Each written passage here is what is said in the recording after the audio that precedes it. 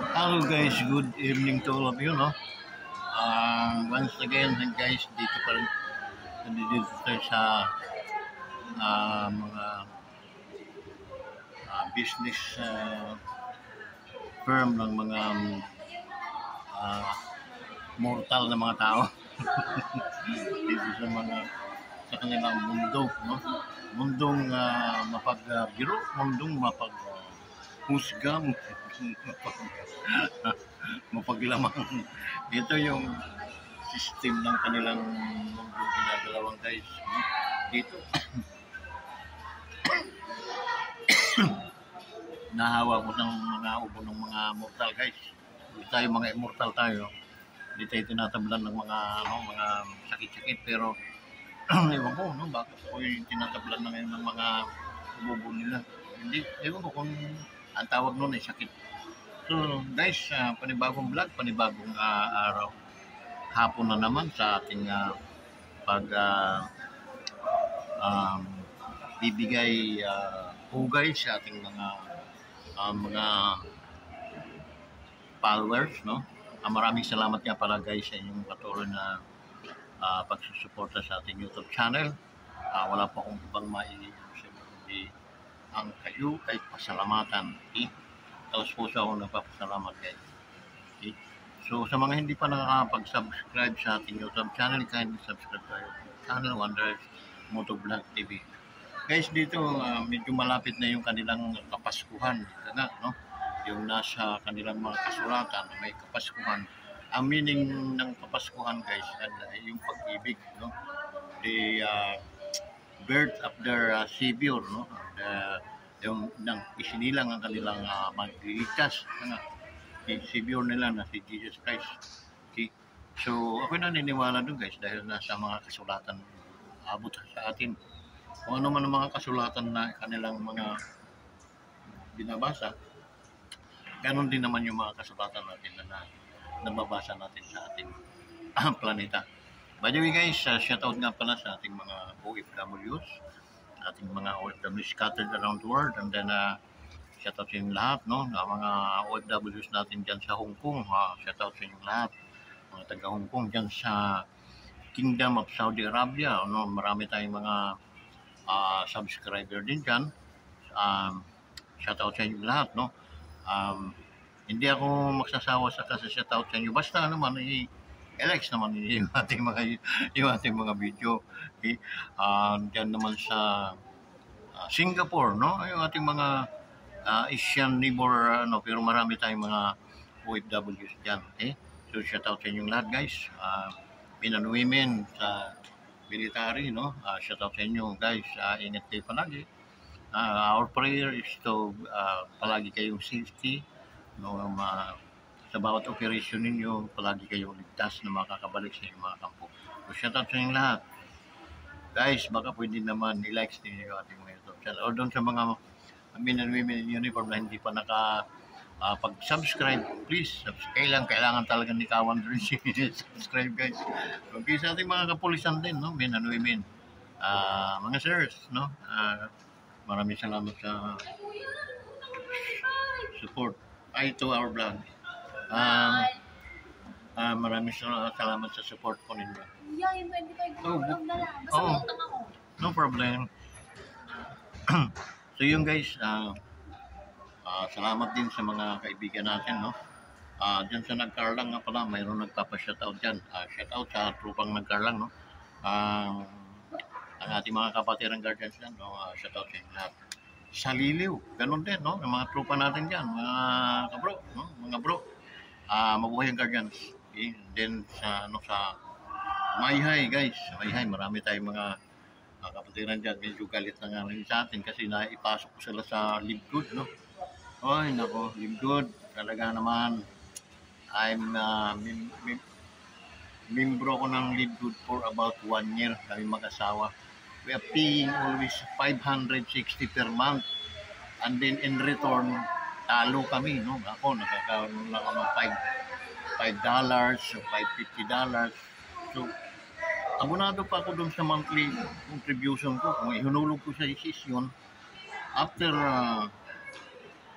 2 years, 3 years, may benefits na ako sa ISIS. Primordial na ako. Eh? So, guys, mag-isip-isip na kayo. No? Sa totoo lang, we are wasting our time dyan sa company yan. Wala naman yung in return yung company. Okay, ba't tayo napunta dyan sa Libgood, ano? Hindi, yung ano ko lang, kasi may mga kaibigan din ako na nagtatanong, ano ba benefits na ating mga kahuhulog-hulog natin itong, ayun na nga mga brad no? Kasi nga, yung pinangako din ng company na ganun nga, hindi naman nag-materialize para sa atin. So, hindi ko na rin namang masasabing kasalanan pa yung recruit dahil gusto rin naman natin talagang kumita. Ang problema, kailangan pala tayo magparami. Siyempre, sa bawat parami natin, iniisip ko, mapapag-iwanan yung iba, kawawa. So, lalo na si Engineer Sims, ganyan, no? Anyway, Brad, once na halimbawa, yung membership natin, lifetime naman daw yun. So, naka-register sila hanggang 2030. Okay? So, naka-register sila. So, member tayo kahit hindi tayo naghulog, yung ating lifetime membership, intact yun. Okay? Yun nga lang, hindi natin alam ng mga benefits na nag-aabang sa atin. Pero, ang hirap umasa. No? Napag-aralan ko noon, ang akala ko talagang maganda. Pero wala rin, kasi anyway, pag-purchase natin ng product, sa totoo lang, pahirapan, buwan bago dumating sa atin. Paano tayo makakabenta ng mga product nila? Paano tayo kikita, no? So, in return, dapat may income ang member. We are paying always monthly, no? And then, in return, wala naman. So, mag-isip-isip na lahat ng mga taga-Libgood, no? I calling Libgood Philippines, okay? Mag-isip na kayo. Okay? Yun sila na mga nasa taas na, kita na yun sila, pero ngayon umunti yan, pustahan tayo sa umunti yan. Kasi walang tangang tao, babayad sa inyong buwan, and then in return, wala naman kaming pakinabang. Wala, Kasi ako, nasubukan ko for a matter of a year, na nagbabayad kami monthly, without any, wala namang kapalit na benefits. So, kalukuhan yun, no? Malaking kalukuhan. Okay? So, mag-isip-isip na kayong mga naguhulog pa hanggang ngayon, no? Sa Libgood. Kasi, mag-purchase tayong product para tayo kumita, pakahirap. Buwan ang binibilang, okay? Tapos maraming mga chichiburiki pa, okay? And then, kasi yun lang ang way para tayo kumita mga member. Pero how come na hindi naman tayo ng mga product, nakaka-access, no? Order pa tayo sa Amerika, for a month, saka na dating dito. Mabuti kung month lang, no? Sobra pa isang taon. So yun, mag-isip-isip na kayo mga hanggang ngayon naguhulog pa sa Libgood. Yung mga naghulog ng buwan. Pasensya kayo. Taon. Pasensya kayo. Nakuha na ng Libgood yung pera. Nako, talaga naman walang katinuan itong ating kala ko okay na, no? Meron na tayong source of income, no? So yung guys, no? Charge na naman natin sa experience yun, no? So doon sa mga guys, alam nyo, ako, isa lang ang aking si Engineer Sims, so ganyan, classmate ko yun. Kababata ko, classmate ko. Now, wala mang nangyari doon sa magwa 1 year na rin maghuhulog yung mga March siguro yun. Wala rin naman nangyari sa kanya kasi wala rin naman siyang tao. Kasi yung pinangakong spillover, wala namang spillover. Kailangan ka magtrabaho para at least siyempre. Ako madali magpadami, no? Madali ako maka-recruit ng tao. Ang problema, dito, paano sila kikita? Okay na yun, dalawa lang kami ni Sims na medyo naniwala ng hosto dito sa Libgood. Okay? Pero, walang mablame sa amin. Okay? Don't blame me, tol, kasi hindi naman ang ating interest lang naman doon kumita. Okay? So, failure tayo. I declare failure because wala naman talaga tayong income. For ako, for a matter of a year, na naguhulog talaga ako, no? Kasi member nga eh. Okay? Tawag noon subscription. Mabuti pa nag-subscribe ako sa sa Smart or um, sa Netflix, no? Because napakinabangan ko yun. Pero dito sa Ligod, kayo nahiya na hulog yung mga tao, wala naman in return. Para recruitin pa niyo para dumami at magkumita siya ng sintabo-sintabo. Ang kalukuhan yung mga ginagawa niyo. Eh? Kalukuhan yun. So, think twice. Mag-isip mabuti. Kayo mga nasa taas, okay lang sa inyo yun dahil kumikita kayo. How about sa amin na generasyon na namin na matter of a year, nasa na yun yung mga tinatawag yung aanuhan nyo kami ng mga spillover, beachy kayo, no?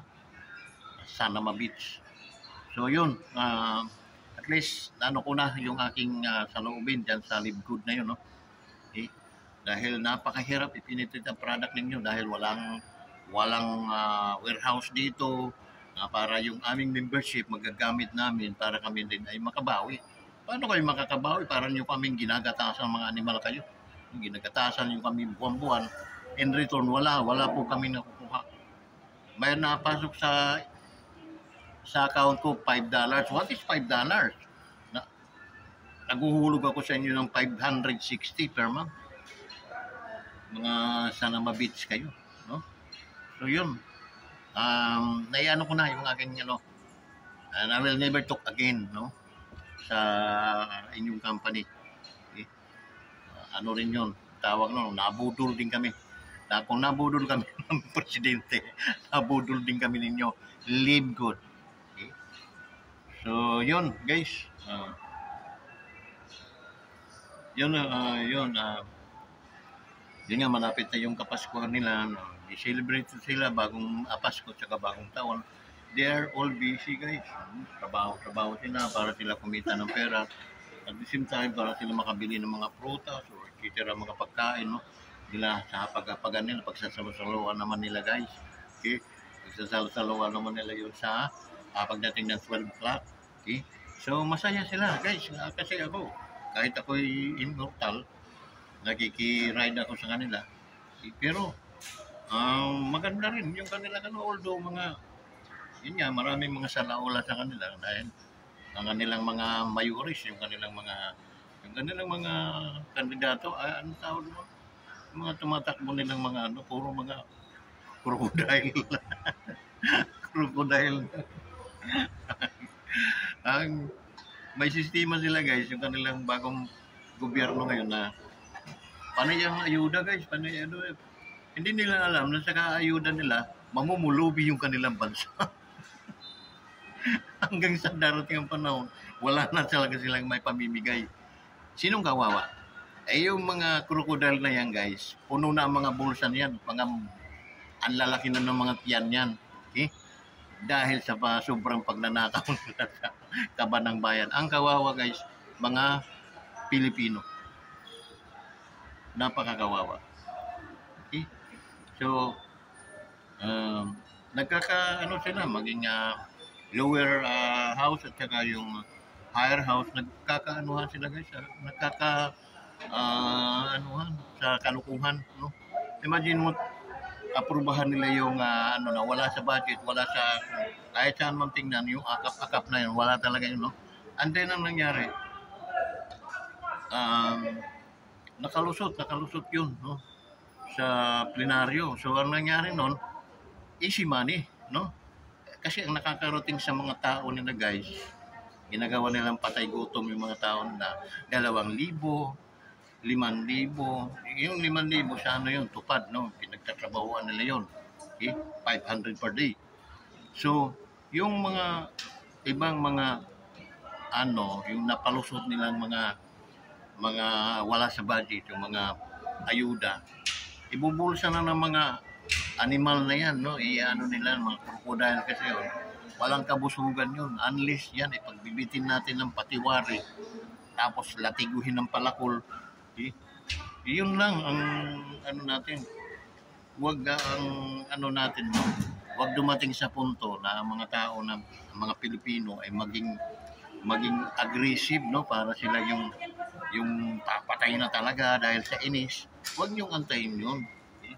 Dahil mga tao nagtitiis sila, sobrang pagtitiis. Okay? So sana maunawaan ninyo yung mga kalagayan ng ating mga kapwa Pilipino. Okay? Busy sila sa pagtatrabaho dahil para kumita naman ng gobyerno, bubuhisan lahat ng mga pangangailangan nila. May tax yun, guys. Pagkatapos, nag-ipon na yung tax, nanakawin lang ng mga animal na yun. No? Mga crocodile. Walang mga kabusugan yung guys. Okay? So, yan, mga congressman, puro mga congressman lahat yung mga yan. Okay? Iilan lang yung mga matutuwid. Iilan lang yung lumalaban talaga ng patas. Okay? So yan, sad to say, no? Napakahirap ipaliwanag na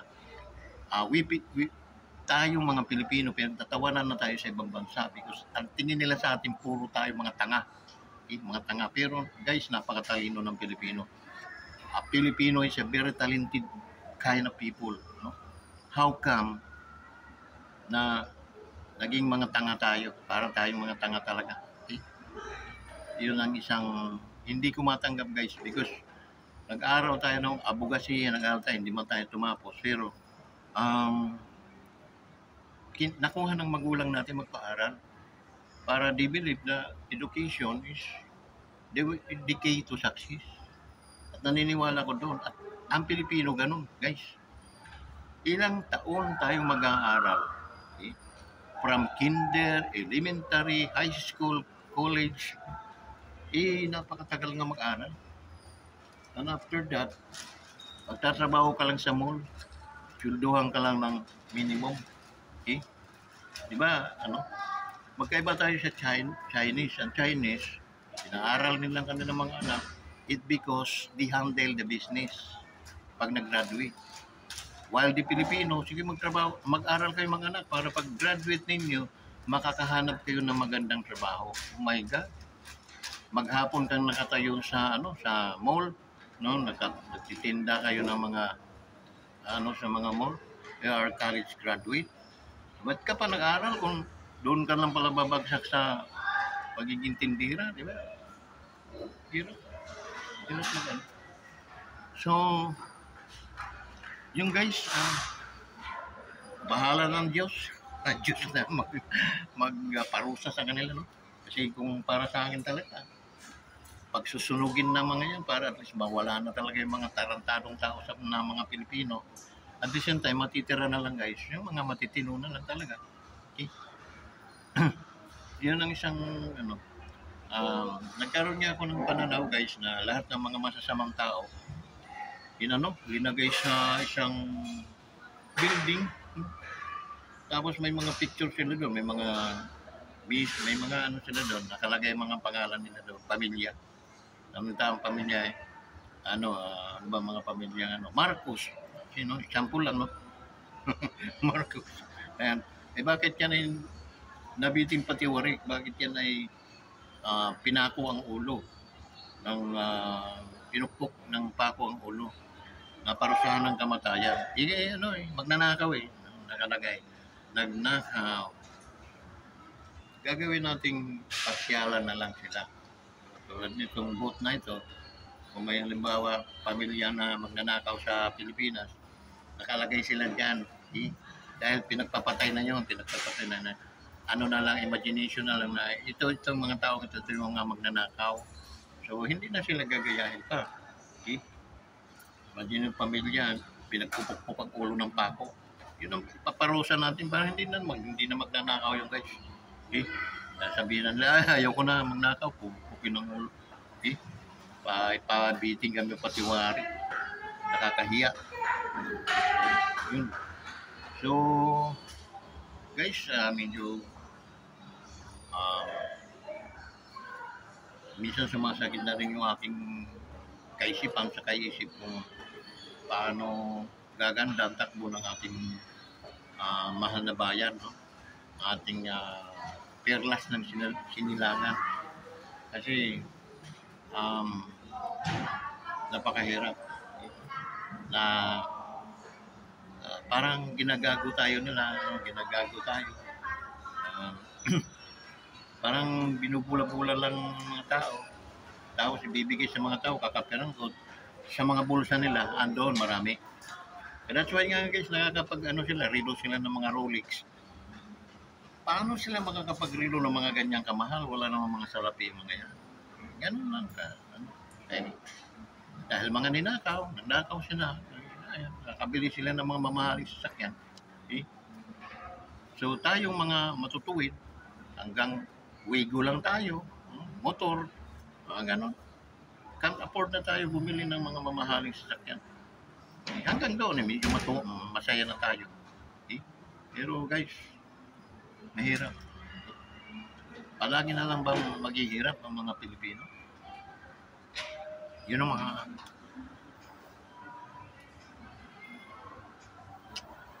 malaking katanungan, guys. Hanggang kailan maghihirap ang mga Pilipino?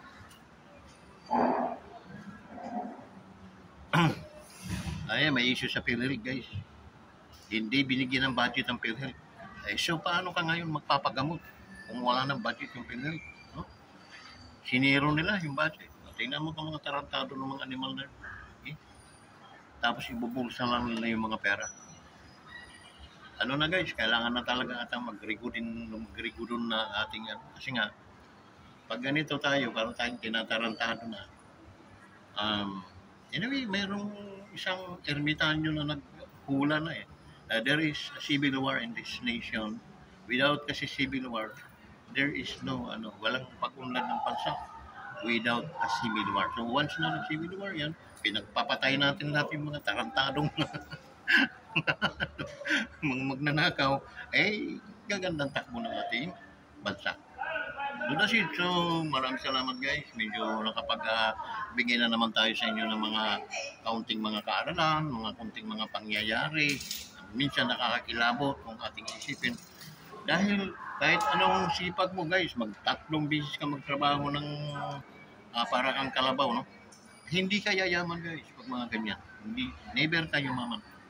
Magnakaw ka guys, kumandidato ka bilang isang congressman, yayaman ka. Wala pa isang taon, mayaman ka na.